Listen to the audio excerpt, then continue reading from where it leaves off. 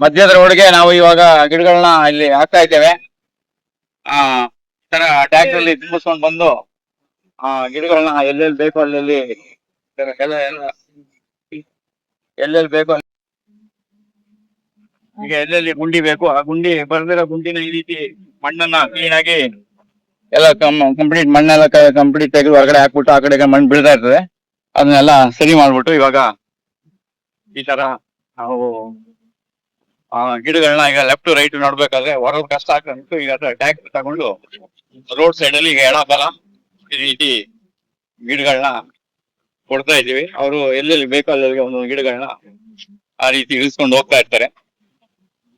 ಇದರಿಂದ ಏನಾಗ್ತಂತಂದ್ರೆ ಈಗ ರಸ್ತೆ ಮಧ್ಯದಲ್ಲಿ ಗಿಡಗಳು ನಡುವಂತ ಟೈಮ್ ನಲ್ಲಿ ನಾವು ಹೊರೋದೆಲ್ಲ ಇದಾಗ್ತದೆ. ಯಾವುದೇ ಕಾರಣಕ್ಕೂ ರಸ್ತೆಗೆ ನಾವು ಯಾವಾಗ್ಲೂ ಮಾನ್ಯತೆ ಕೊಡ್ಬೇಕು.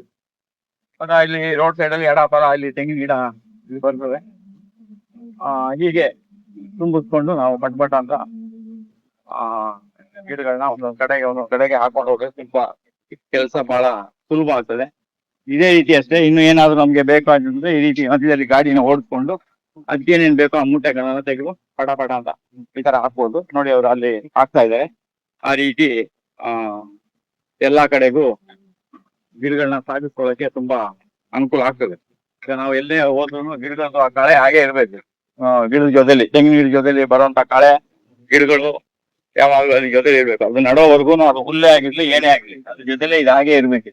ಅವಾಗ ಅದಕ್ಕೆ ವಾತಾವರಣಕ್ಕೆ ಸೆಟ್ ಆಗ್ತದೆ. ಹೀಗೆ ಗಿಡಗಳನ್ನ ನಾವು ಇವತ್ತಿಲ್ಲಿ ರೋಡ್ ಸೈಡ್ ಅಲ್ಲಿ ಯಾರಿಗ ಆಗ್ತಾ ಇದೀವಿ. ಇದು ತುಂಬಿಸ್ಕೊಂಡು ಹಾಕೊಂಡು ಹೋಗ್ತಾ ಇದೆ. ಎಲ್ಲಾ ಕಡೆಗೂ ಗಿಡ ತಲುಪಿದ್ಮೇಲೆ ಆಮೇಲೆ ಗಿಡ ನೆಡ್ಲಿಕ್ಕೆ ಸ್ವಲ್ಪ ತುಂಬಾ ಅನುಕೂಲ. ಈ ರೀತಿ ಎಲ್ಲ ತೆಗೆದು ಇಟ್ಕೊಳ್ತೇವೆ. ಇಟ್ಕೊಂಡಾದ್ಮೇಲೆ ಇದೊಂದು ಸ್ಟ್ರೈಟ್ ರೋಡ್ ಹೀಗೆ ಗಿಡ ಎಡಬಲ ಇಲ್ಲಿ ಬರ್ತದೆ. ಗಿಡದ ಇದು ಬರ್ತದೆ ಇಲ್ಲಿ. ಇಲ್ಲೂ ಅಷ್ಟೇ ಇಲ್ಲಿ ಸ್ಟ್ರೈಟ್ ಹೀಗೆ ಇದು ಹೋಗುತ್ತೆ. ಇಲ್ಲಿ ಹೋದ್ಮೇಲೆ ನಮ್ಗೆ ಇಲ್ಲಿ ಕಟ್ ಮಾಡ್ಬೇಕಾದ್ರೆ ನೋಡಿ ಈ ಟರ್ನಿಂಗ್ ನಲ್ಲಿ ನಾವು ಗಿಡ ಹಾಕಿಲ್ಲ. ಇಲ್ಲೊಂದು ಗಿಡ ಬರುತ್ತೆ ಲೆಕ್ಕದಲ್ಲಿ, ಇಲ್ಲೊಂದು ಗಿಡ ಬರುತ್ತೆ. ಆದ್ರೆ ಇಲ್ಲಿ ನಾವು ಗಿಡವನ್ನು ಹಾಕಿಲ್ಲ. ಇಲ್ಲಿ ವಿಶಾಲವಾಗಿ ಇಲ್ಲಿ ಜಾಗ ಇರೋದ್ರಿಂದ ಹೀಗೆ ಗಾಡಿಯನ್ನ ಒಂದು ಟ್ರ್ಯಾಕ್ಟರ್ನ ಹೀಗೆ ಮಾಡಿ ಕಟ್ ಮಾಡಿ ನಾವು ಏನ್ ಮಾಡಿ ಹೀಗೆ ಇಲ್ಲಿ ನುಗ್ಗಿಸ್ಬೋದು. ಇಲ್ಲಿ ಹೀಗೆ ಏರಿ ಮೇಲ್ಗಡೆ ಇಲ್ಲಿ ಹೋಗುತ್ತೆ. ಇಲ್ಲಿ ಚಿಕ್ಕ ಗಿಡ ಇಲ್ಲಿ ನಮ್ಗೆ ಇಷ್ಟ ಆಗಲಿ ಜಾಗ ಇಲ್ಲಿ ಸಾಕಾಗುತ್ತೆ.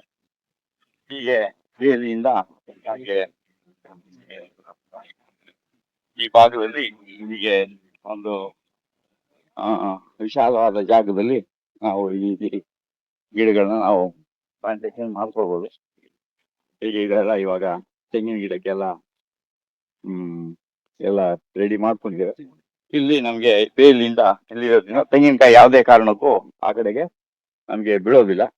ಮತ್ತೆ ಇಲ್ಲಿ ಕೃಷಿ ಹೊಂಡಕ್ಕೂ ನೀರು